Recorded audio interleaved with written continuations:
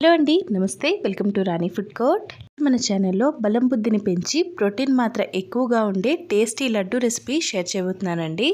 చేసుకోవడం చాలా ఈజీ అండి. అలానే చాలా తక్కువ ఇంగ్రీడియంట్స్ యూజ్ అవుతుంది.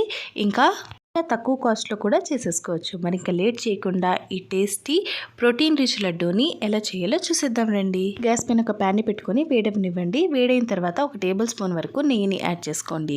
నెయ్యి వేడైన తర్వాత మంటని లో ఫ్లేమ్కి అడ్జస్ట్ చేసుకొని 1 కప్పు వరకు పుట్నాల శనగలు ఉంటాయి కదండి, ఆ శనగలతో చేసుకున్న పిండిని నేను ఇక్కడ యాడ్ చేసుకుంటున్నాను. డైరెక్ట్గా మార్కెట్లో కూడా కొనుక్కోవచ్చండి, సత్తు అనేసి అంటారు. అలాగే మీరు పుట్నాల శనగల పైన తొక్క తీసి ఇంట్లో కూడా పిండి చేసుకోవచ్చు. ఈ సత్తు పిండి చాలా హెల్త్కి మంచిదండి. మార్నింగ్ ఖాళీ కడుపున ఈ లడ్డు ఒకటి తింటే చాలా హెల్త్ బెనిఫిట్స్ ఉంటాయి.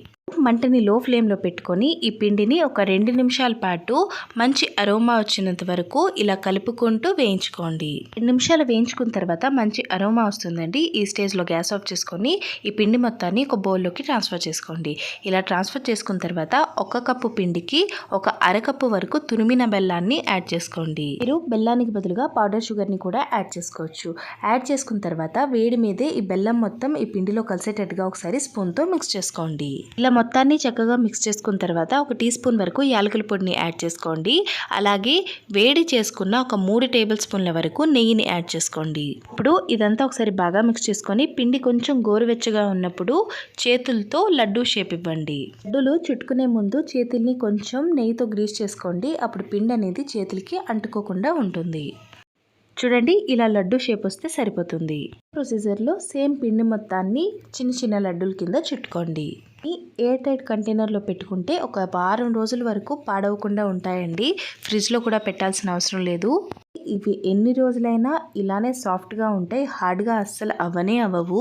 రోజుకు ఒకటైనా పెడితే పాటు బ్రెయిన్ డెవలప్మెంట్లో కూడా చాలా హెల్ప్ అవుతుందండి.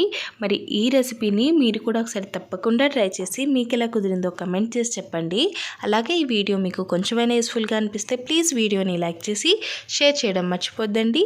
మరికొన్ని ఇలాంటి ఇంట్రెస్టింగ్ ఈజీ రెసిపీస్ కోసం ప్లీజ్ ఛానల్ని సబ్స్క్రైబ్ చేసుకొని బెల్ ఐకాన్ని యాక్టివేట్ చేసి ఆల్ ని క్లిక్ చేసుకోండి. And finally thank you so much for watching.